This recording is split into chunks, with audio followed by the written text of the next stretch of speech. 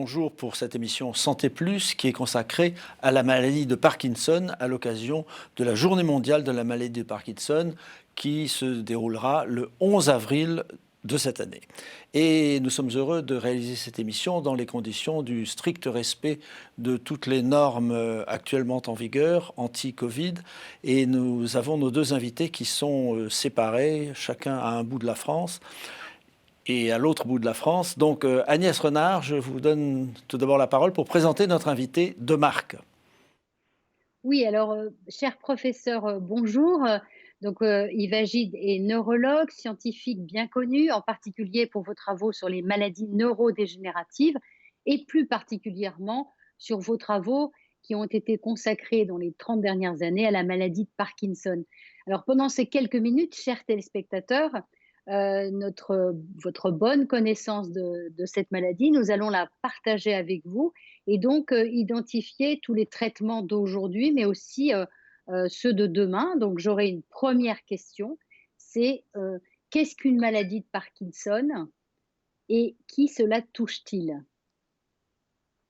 La maladie de Parkinson, c'est une maladie neurodégénérative, c'est-à-dire qui est caractérisée par, on peut dire, une sorte de vieillissement précoce, accéléré, d'un certain nombre de populations de cellules nerveuses dans le cerveau. Autrement dit, ce n'est pas tout le cerveau qui dégénère, qui disparaît, ce sont des contingents très restreints de cellules nerveuses. Et c'est une maladie qui a la particularité d'être causée par la destruction lentement progressive, mais plus rapide que dans le vieillissement normal, de neurones qu'on appelle les neurones dopaminergiques. Ce sont des cellules nerveuses qui sécrètent une sorte d'hormone qu'on appelle un neurotransmetteur qui s'appelle la dopamine. Vous verrez tout l'intérêt de cette remarquable caractéristique, parce que c'est toute la source du traitement de cette maladie.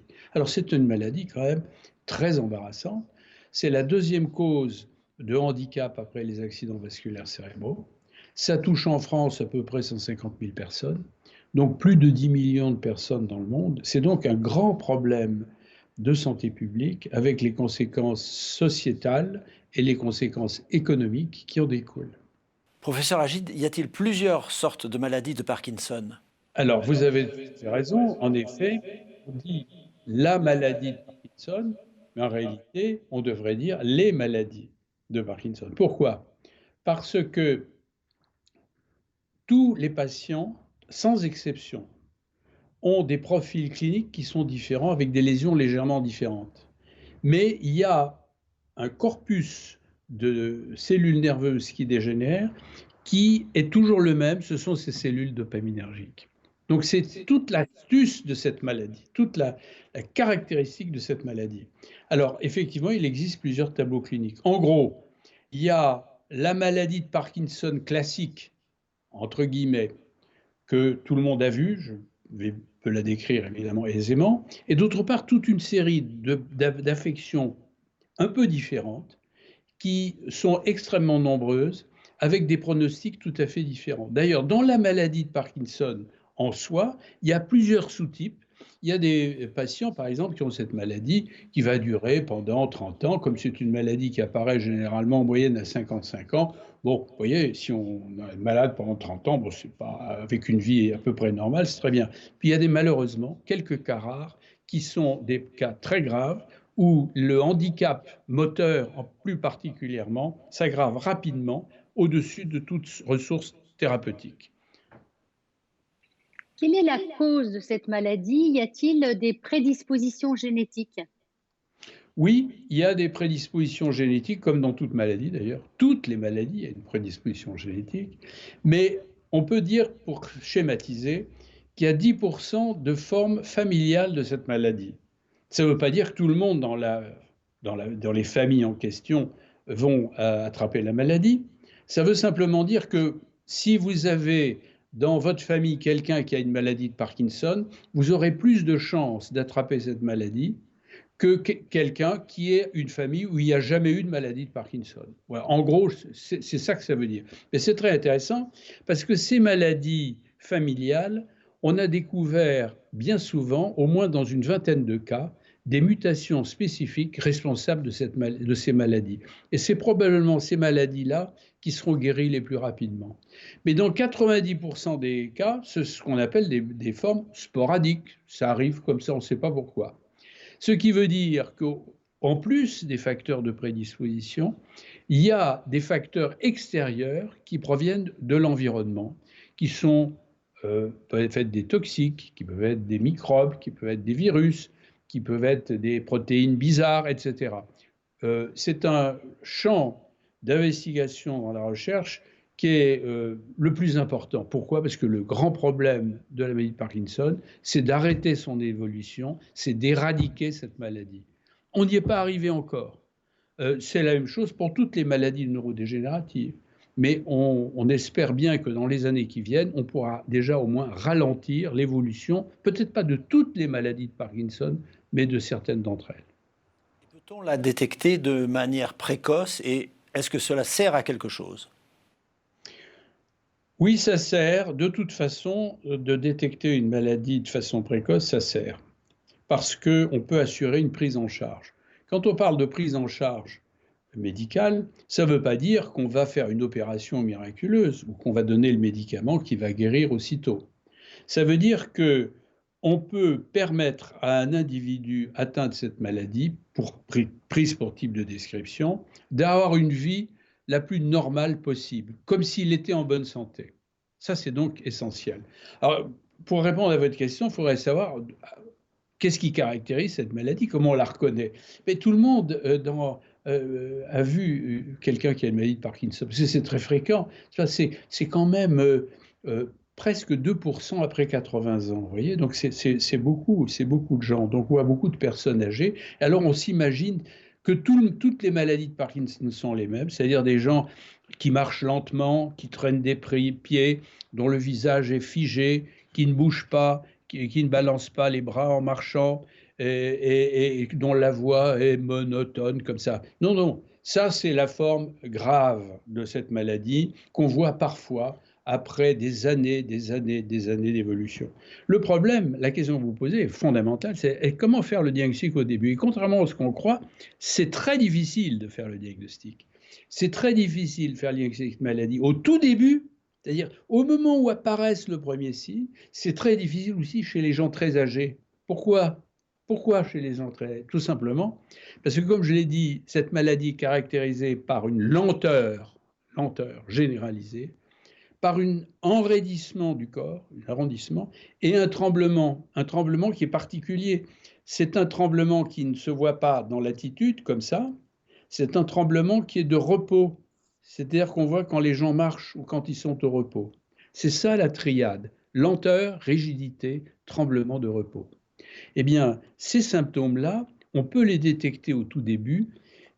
Je vous dis comment ça commence. C'est quelqu'un qui dit mon mari, eh bien, on se baladait toujours ensemble, puis je m'aperçois qu'il est toujours derrière. Il devient plus lent pour marcher. C'est un autre qui a la main qui fait un peu ça, vous voyez, ce tremblement de repos. Alors souvent, il la met dans la poche et il cache sa main pour pas qu'on voit le tremblement. D'un côté, c'est très important, c'est que dans les maladies de Parkinson classiques, les plus classiques, pas les rares, ça commence toujours d'un côté. Toujours d'un côté. C'est encore un autre malade qui va se dire, mais écoutez, j'écris avec mon stylo et mon écriture s'est rapetissée, elle est toute petite. J'arrive pas à écrire gros, vous voyez. Et c'est ce symptôme qui est à la fois dû à la lenteur et à la rigidité, etc. Donc au tout début, c'est très difficile. Mais il y a même des symptômes qui permettent de détecter ou d'y penser avant même l'apparition de cette triade classique, lenteur, rigidité, tremblement. C'est par exemple des gens qui sont déprimés. Cette affection commence dans plus de 50% par un état dépressif. Donc, vous voyez, alors on va dire tous les déprimés, il ne faut pas qu'ils aient peur d'avoir une maladie de Parkinson. Mais quand on voit un état dépressif qui n'a pas de raison, qui n'est pas réactionnel ou qui n'est pas dans un contexte de dépression classique comme les psychiatres envoient, d'ailleurs c'est les psychiatres qui nous les envoient, eh bien il faut savoir chercher ces petits signes de maladie de Parkinson. Une autre mode de début, c'est la tendinite. Alors ça, c'est classique. Tout le monde, maintenant, on dit « Ah, j'ai une tendinite ». Ça veut dire qu'il y a des douleurs articulaires, bien souvent dans l'épaule. Alors bon, le rhumatologue, d'ailleurs, quand il a vu qu'il n'y avait rien, eh bien, c'est lui qui nous envoie les malades parce qu'il se demande si ce n'est pas une maladie de Parkinson. Voilà. Il y a une troisième circonstance de survenue qui est un piège, c'est le tremblement d'attitude. Vous savez, voilà, je vous l'imite ici. Vous avez les mains qui font comme ça, très rapidement. Pop, pop, pop, pop, pop, pop, pop, pop. C'est une exagération d'un tremblement normal qu'on a tous, mais très très fort. Et à la limite, ça peut devenir comme ça, et très très handicapant. Or, ces tremblements d'attitude qui sont héréditaires, sont très fréquents, puisque je vous ai parlé de 1 à 2% après 80% de fréquence de cette maladie chez les Parkinsoniens. Le tremblement d'attitude, il y en a 600 000 en France. 600 000 personnes, c'est-à-dire que c'est une personne sur 100, vous voyez, donc c'est très très très fréquent. Et alors, l'avantage, c'est que ce tremblement d'attitude, ça se traite assez facilement d'ailleurs. Donc, si vous tremblez, surtout si c'est les deux mains et uniquement dans l'attitude et pas au repos, venez nous voir, on vous améliorera. Vous avez consacré toute votre carrière aux maladies neurodégénératives, mais notamment à la maladie de Parkinson. Pourriez-vous nous décrire en 2-3 points quels progrès ont pu être faits depuis une trentaine d'années et quels sont les traitements efficaces aujourd'hui? Alors, les progrès réalisés au cours des 30 dernières années, ou peut-être même des 40, mais surtout de manière exponentielle plus récemment, ont été faits sur le plan clinique, comme je le disais. C'était la question initiale de Bernard Volcker, c'est-à-dire il y a des maladies de Parkinson. Avant, on ne voyait qu'une seule maladie. En réalité, c'est très important de décrire ces diverses formes de maladies. Pourquoi? Parce qu'elles sont manifestement dues à des mécanismes et à des causes différentes. Donc un effort de description clinique majeur. La deuxième progrès qui a été fait, c'est qu'on a compris ce qui se passait dans le cerveau de ces malades. C'est une découverte spectaculaire, je l'ai dit, la mise en évidence de la disparition des neurones dopaminergiques.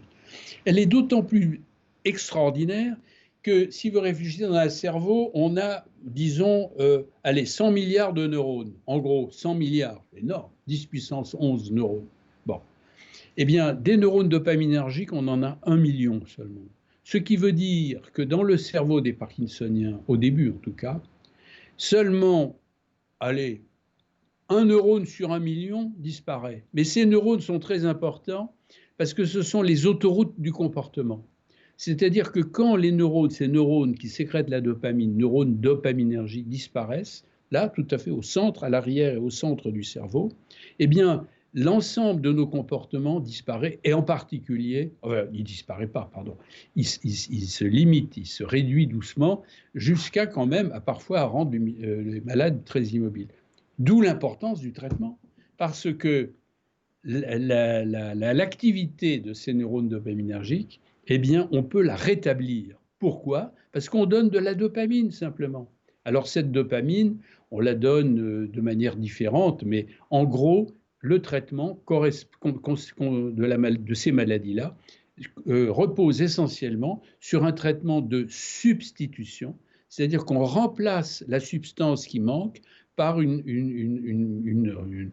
substance, la même substance. Elle peut être synthétique ou pas, peu importe, mais en réalité, c'est un traitement de remplacement. C'est un peu comme pour le diabète où on donne de l'insuline, si vous voulez. Bon, pour faire baisser la glycémie dans le diabète, on donne de l'insuline. Et bien là, c'est pareil.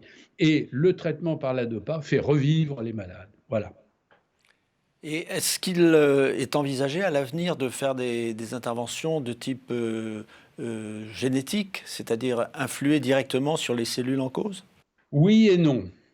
Oui, peut-être dans un avenir très lointain. Mais avant, il faut savoir que des progrès considérables, pour répondre à la question précédente, ont été obtenus dans le traitement de cette maladie par la neurochirurgie dans 3% des cas, en implantant des électrodes dans des structures spécifiques, je ne rentre pas dans les détails, avec un pacemaker qu'on met sous la clavicule et un fil qui relie, et une stimulation permanente à l'aide de ces électrodes, de cette petite structure, tout à fait à la base du crâne, à la base du cerveau, permet chez certains malades d'avoir des résultats spectaculaires. Ça, on fait ça depuis maintenant plus de 30 ans, avec des succès considérables dans le monde entier d'ailleurs. mais il faut des équipes très spécialisées. L'autre chose, c'est qu'on a trouvé quand même beaucoup de médicaments nouveaux. On trouve des tas de médicaments nouveaux pour rétablir le fonctionnement de ces cellules dopaminergiques, mais le problème, c'est que chez beaucoup de patients, en plus de la lésion de ces neurones qui sécrètent la dopamine, d'autres lésions se développent, et qui ne sont pas des lésions des neurones dopaminergiques. C'est d'autres neurones, des quantités, dans le cortex cérébral, au centre du cerveau, etc., qui sont responsables d'autres symptômes qui ne répondent pas au traitement substitutif par la dopamine. Et quels sont ces symptômes, vous allez me dire? Ces symptômes, c'est essentiellement des chutes, des troubles de l'équilibre, des difficultés cognitives, des troubles de déglutition, des difficultés pour uriner, ou plutôt l'inverse, c'est-à-dire les gens qui ont des besoins urinaires impérieux, etc. Et ces symptômes, on a pour l'instant, là c'est un sujet de recherche fondamental, c'est de trouver des médicaments qui vont permettre de rétablir le fonctionnement de ces cellules non dopaminergiques. Alors maintenant, on peut aller plus loin, effectivement. La recherche, puisqu'on a compris ce qui se passe dans le cerveau, pourquoi les cellules meurent, au fond. Je peux dire que mon laboratoire, ou à l'ICM, dans notre institut de recherche, beaucoup d'équipes travaillent sur ça. On a décrypté tous les mécanismes, et c'est compliqué. Vous savez, une cellule, c'est comme l'univers. On croit que c'est des membranes avec un petit noyau au milieu. Non, non, c'est très, très, très compliqué. Et donc, il faut, avec ces découvertes majeures qui vont encore s'amplifier, trouver ces traitements médicamenteux pour les symptômes qui ne répondent pas au traitement substitutif par la dopamine. Je réponds à votre question. Oui, on peut imaginer greffer des cellules. On l'a fait dans les structures qui ne sécrètent pas la dopamine, justement. Ça a été un échec. Pourquoi? Parce que le cerveau, si vous voulez, c'est d'une complexité qu'on ne peut pas imaginer. Je vous donne un exemple. Vous prenez un cerveau, ça fait un peu moins de 3 livres. Dans 1 millimètre cube de tissu, 1 millimètre cube, vous voyez, c'est un cube qui fait 1 millimètre de côté. Vous avez 50 000 neurones, vous avez un demi-milliard de connexions nerveuses. Alors, de balancer des cellules là-dedans, il faut d'abord, pour que ça marche, qu'on comprenne vraiment comment les cellules se parlent entre elles. On commence vraiment à le comprendre. Donc c'est une première voie, peut-être un jour, des thérapies qu'on dit cellulaires. Les thérapies génétiques, c'est-à-dire consistent à entrer des gènes dans les cellules pour rétablir un fonctionnement normal, c'est théoriquement possible. Ça se passe, on peut le faire à la périphérie, dans certains organes simples, parce que les organes du corps, c'est quand même infiniment plus simple que le cerveau. Mais pour le cerveau, pour l'instant, ça ne marche pas. Il y a énormément de recherches dans ce domaine. Mais là restera un problème qui est celui que je disais tout à l'heure, c'est-à-dire qu'à côté de ces neurones qui sécrètent la dopamine, il y a d'autres neurones qui dégénèrent. Donc, il faut trouver des moyens de réactiver le fonctionnement, non seulement des neurones principaux qui sont les neurones dopaminergiques, qui sont la base de la maladie de Parkinson, mais aussi des autres neurones. Donc il y a quand même beaucoup de recherches à faire. Mais vous savez, en gros, la recherche, si je résume, c'est trouver des traitements pour les maladies, par exemple pour savoir pourquoi les gens tombent. Pourquoi les gens tombent, hein? Il n'y a pas que Parkinson qui tombe. Les personnes très âgées, vous en avez vu, souvent sont exposées à des chutes. Pourquoi? On commence à comprendre. Et la deuxième chose, c'est d'arrêter le dysfonctionnement des cellules nerveuses qui sont défaillantes. Et ça, il faudrait le faire non seulement au moment où la maladie est déclarée, mais même avant, c'est-à-dire prévenir, faire en sorte que cette maladie, on ne la voit plus.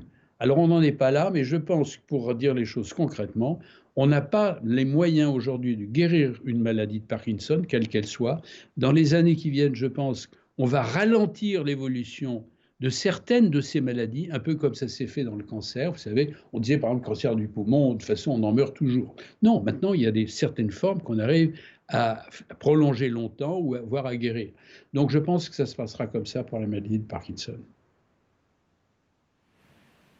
Alors nous avons compris qu'il était possible de vivre avec cette maladie grâce aux traitements qui améliorent le patient. Pourriez-vous nous donner quelques conseils pratiques pour les aidants, pour les conjoints, pour les frères, les sœurs? Comment est-il possible d'accompagner un malade atteint de maladie de Parkinson? Je crois que cette question est fondamentale parce que songez, chère madame, que on estime qu'il y a à peu près 50% de patients atteints de cette maladie qui n'ont jamais vu un médecin. Vous imaginez? Euh, Parce qu'on pense que c'est du vieillissement normal. Et bon, c'est voilà, un vieillard qui commence à se ralentir, c'est normal. Non, ça n'est pas normal. Donc c'est déjà un premier point. Le deuxième point, c'est que, effectivement, une fois que la maladie est déclarée, le traitement est très efficace. Vous savez, la dopamine ou les équivalents. Euh, bon, pendant un moment. Mais comme je le disais, il y a des symptômes qui apparaissent, qui ne réagissent pas bien au traitement, comme par exemple les difficultés de la marche extrême ou les troubles de l'équilibre. Eh bien, là, il faut utiliser d'autres méthodes. La première, c'est la gymnastique, c'est marcher.